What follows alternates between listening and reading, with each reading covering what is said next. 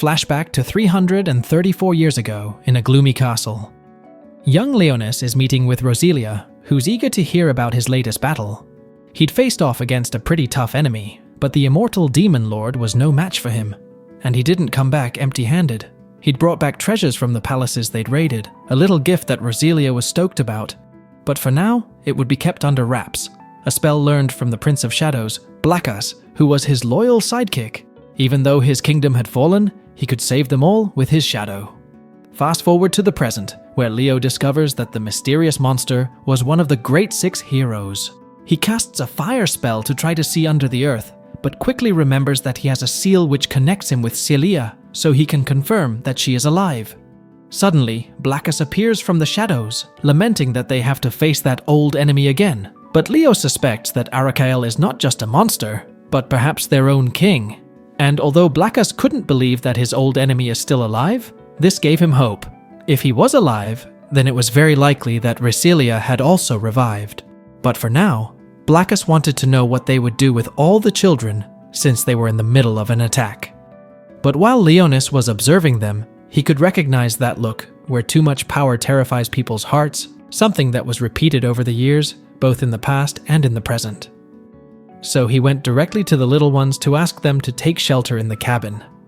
Although he believed that they would hate him, since he let them kidnap Celia, he still swore that he would do whatever it took to bring Celia back to make all the children happy. So it was time to leave, using an underwater barrier spell, which would protect the children's home. But for extra security, he would bring in his strongest elite men who would also protect them. So nothing bad would happen to them as long as they stay inside the restaurant. And although this made the children happy, a part of Leo wondered if he really wanted to protect them. But he quickly remembered that it is his duty to protect the home of the Tribe of the Sword. Although before leaving, Blackas shows him what a human gave him, being a little food. So Leo wanted to know where he got it from. But Blackas stressed that he doesn't know her name, only that it was a kind girl who put food on his neck after he let her caress him. Blackas hears a faint sound, and when he investigates, he finds Riesel's communicator. The girls are trying to figure out how he's doing. In the heart of the city, Sakuya is battling a massive monster, managing to take down some of its heads. She's backed up by Regina, who despite being practically exhausted, doesn't stop using her spiritual weapon to bombard the monster. Meanwhile, the End is calling for reinforcements from above since they know they couldn't hesitate without Celia. But Leonis grabs the communicator to update Celia on the current situation, promising that he will bring her back, although he needs her location. He hoped that she would use the spheres to get a better location, but in the end, she refused to help him, asking him to wait for the army. Although Leonis was firm that he would go with or without their help. However, in the end, she didn't know what to do since her friends were at their limit, where they even had to fight dragons. But thanks to Regina's power, they were immediately eliminated. Even so, the protagonist finally asked her to see his spheres, where they had a strange round mark. This was caused by Leo, who would later give his explanations. So at last, without any further options, she revealed the location of her friend, who was in the underground sector number 7 near the heart of the assault garden. Then Leo says, "Thank you." Suddenly, the void attack Elfine. But luckily, that fool Sherry saved the day with her whip. But she immediately hid, so it's not to be noticed. But even so, that was better than a boring part-time job. Once with the information from Celia, Leonis arrived at Sector 7, where with her trusty Corcel Blackas, they would go for Arakael. Although Blackas recognizes the area already, it exploded before, so it will be easy to get there.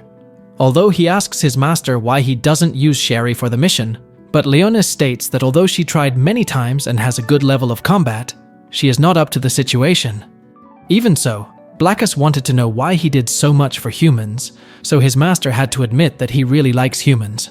But to get there even faster, he would burn the entire wall. But to his surprise, Arakael had taken full control of the area. But this did not matter to Leo, who was sure that he would recover his family. So he quickly invoked a fire spell, with which he hoped to quickly finish off his algae. And although this worked quite well, Arakael had a very strong regenerative power, managing to remain practically as good as new. But Arakael would recognize his old enemy, where he would ask him how he is alive since he must have died about 1,000 years ago. Although Arakael called him stupid since those 1,000 years in which he was not there, the world changed drastically, revealing that this world regenerates with the empty star, something that Leonis could not understand. So he asked him for an explanation. He summons tiny spirit crystals, which are actually captured monks. This throws Leo for a loop since he was working with the monks of the old Holy Order, and Riesel was trapped inside Arakael. She couldn't move, but hearing Leo's voice, she managed to calm down. But Arakael wasn't going to make it easy. He tried to attack the ugly demon lord, who had no choice but to start using spells to eliminate him with the help of Blackas. Blackas was bummed about the situation since Arakael's power didn't seem to have decreased, so the battle wouldn't be easy. Leo noticed a bit more power, assuming that he was absorbing the power of the city. But Arakael, knowing immediately, used multiple spiritual magic, which gave him the advantage of shooting in all directions. Although Leo dodged the sword, he couldn't avoid a blow to the arm, which made him angry. So he tried again to finish off his enemy with Blackus's magical power. But his attacks had no effect since the captured mini-monks gave him too much magical power. So he would defend and attack eternally. With practically no options, Leo began to apologize to Blackus since he was about to do something stupid. At that moment, Cilia was looking for a way to free herself since she wanted to help Leonis. The more force she exerted, she only managed to get the seaweed to cut her. But none of this mattered to her. Celia, who regretted being so weak, was able to invoke her Excalibur sword thanks to that. Leonis kept trying to get closer using spells to wear down Arakael, looking for the right moment. Celia, using her blood which had been spilled on the wall, made it obey her by cutting all the algae. After all, she was the vampire queen. Just at that moment, Leonis was able to determine her location by shooting something at her chest, which gave her a powerful transformation, immediately freeing herself from Arakael's algae. But at that moment, Blackus had to retreat since he had used more magic power than necessary.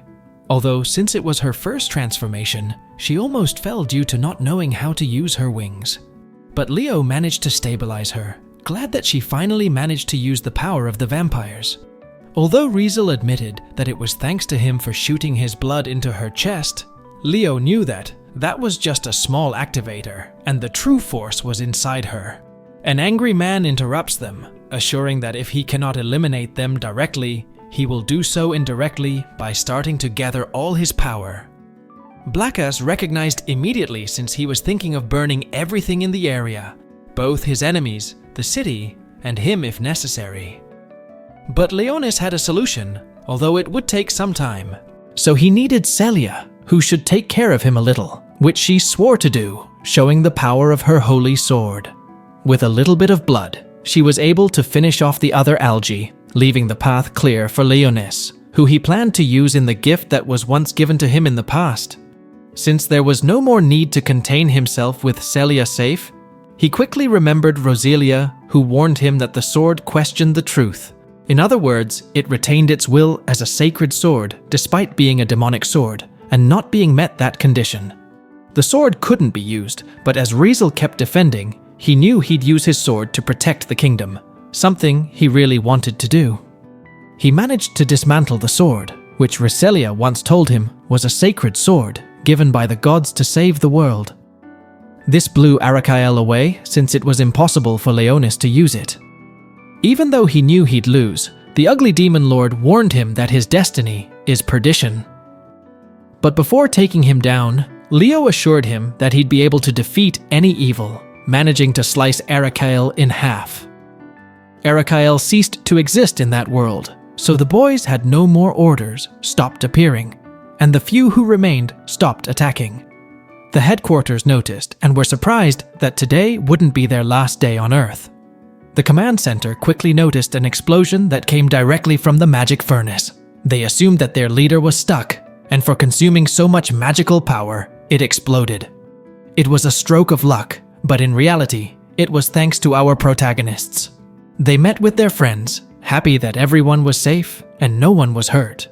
But the next morning, Leonis didn't want to get up from bed, or rather, he couldn't. His weak body was used more than necessary, so he was practically exhausted. Not to mention that his magic power was also on the floor. Riesel quickly appeared because she wanted to bring him some gifts, like a necklace that the children made since he bravely protected them. This made Leo happy.